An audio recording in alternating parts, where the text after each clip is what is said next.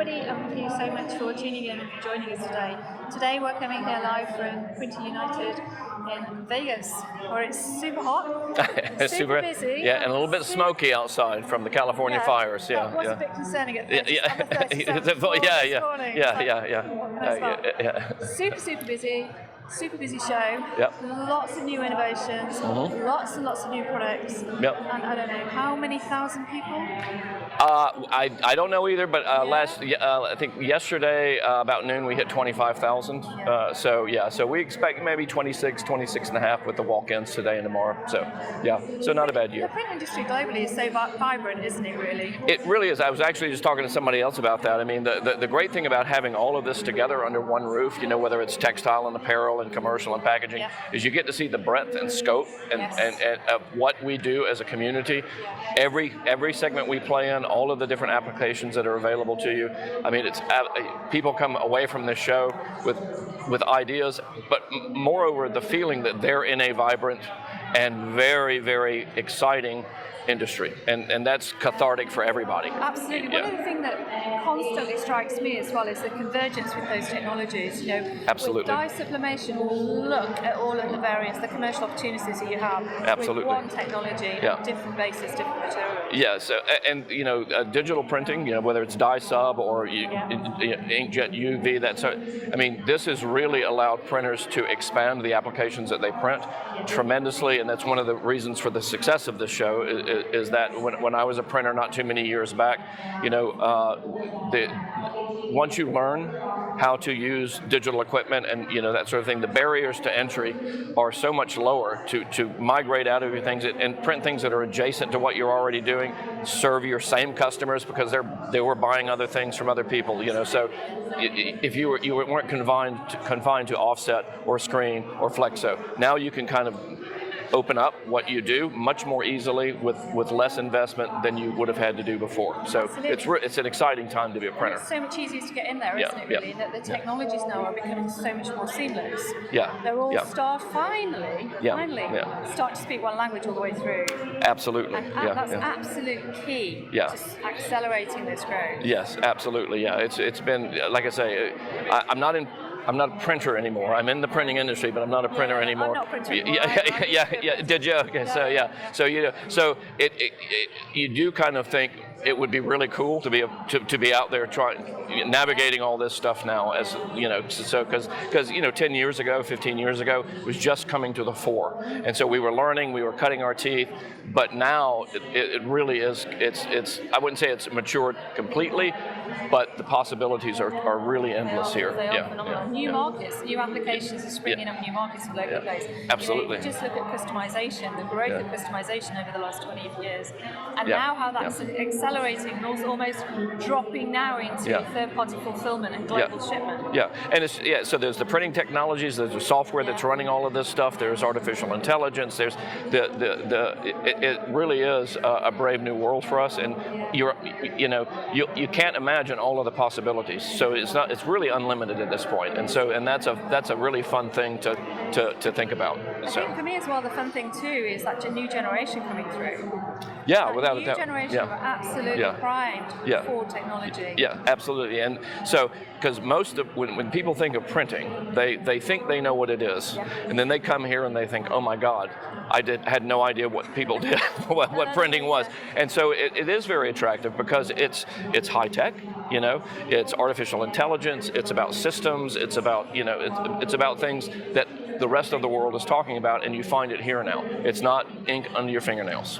Yeah, it doesn't. That's not what it is anymore. Which kind of leads us into that next question, really. Then, so how has the Printer United Alliance transformed and evolved over the last few years? And then finishing with the question of all of the new things that you have put into place as regards education, women in print, and all of the other things that the Alliance is doing. We're really interested to hear about those. So of course, a handful of years ago, we were SGIA, Specialty Graphic Imaging Association. That's what I was hired to run. Okay. And so, which was great. And our constituency at that time were, of course, apparel folks and industrial printers and sign and graphics people. They all came from the screen printing world, right? And so, but 20, 25 years ago, digital inkjet started to make inroads. So, and it started to displace a lot of that, stuff. So that was kind of the initial transition for SGIA to become something more digitally focused. And what we did was about 5 years ago, we started working with NAPCO Media, who had different products, and I was faced with a kind of an existential question, and that was, okay, well, I know that they have developed these inkjet technologies that have displaced screen printing. At the time, 15, 20 years ago, they were a bit slower, right, and not particularly high quality, and and screen printing is meant to be viewed from a distance, so it was perfectly, doing 10 beds an hour. But by 2015, when I left printing, they were doing hundreds of beds an hour at that point. And I knew what was going to happen to SGIA, and that expo was they were going to take that technology, the OEMs, and they were going to apply it to other industries, commercial, packaging, textile, all of that stuff. They're fast, they're getting quick, and so where that R&D money went, the marketing dollars would follow. And so my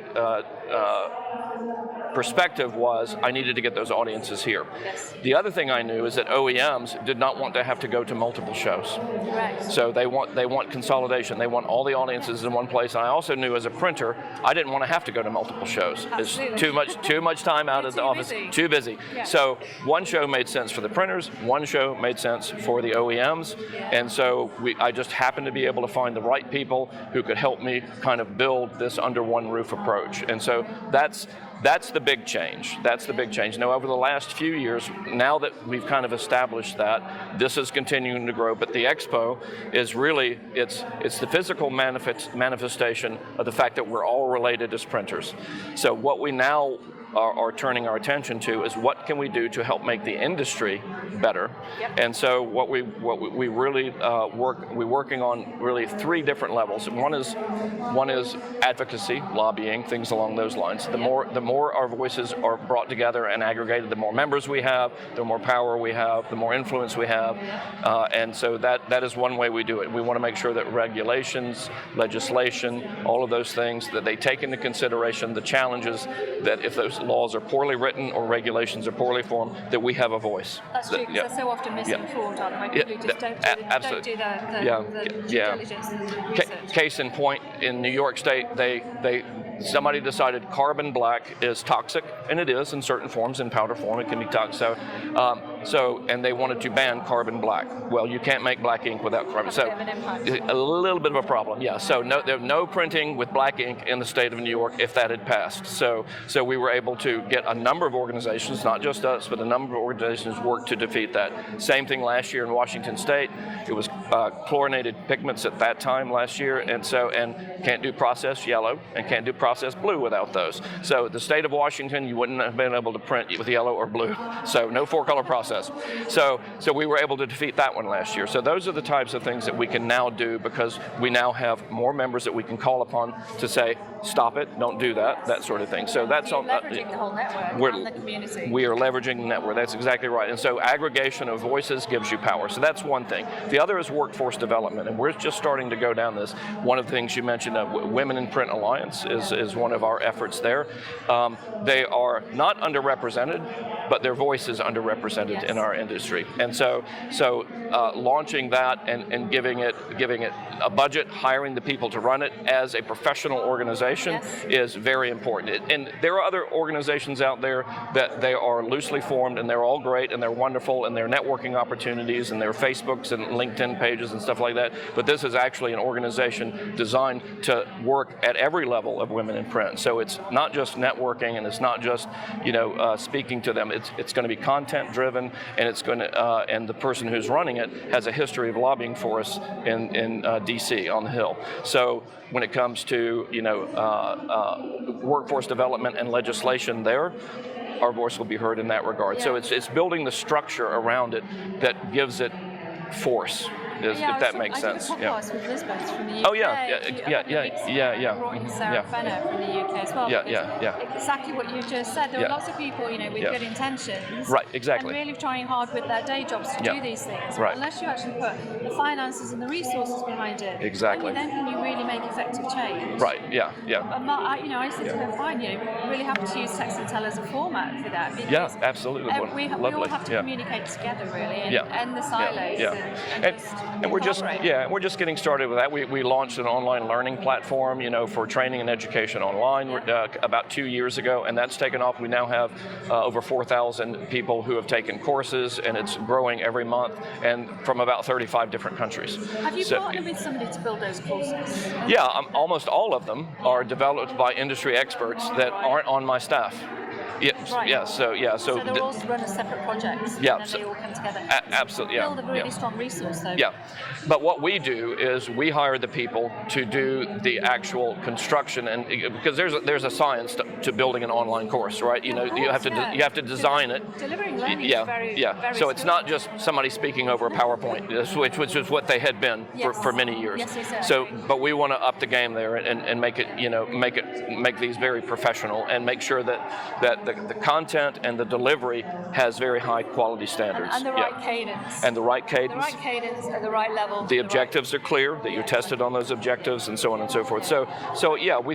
We've just started that, and we're adding 20 courses a year roughly, and we're starting to add in different languages now. So will that help people in the States really who haven't and don't need or don't want to have a university education, so they can come straight in with lots of different levels, or move across from different aspects of the print industry and retrain and move along? Yeah. So initially, with the courses that we have now, some of them are very specific. Like if you're in color management, it's specifically for color management. And so you may have gone to university or college or Votech school, but you really want to up your game in color management, you do something like that. So some of them are very, very focused like that.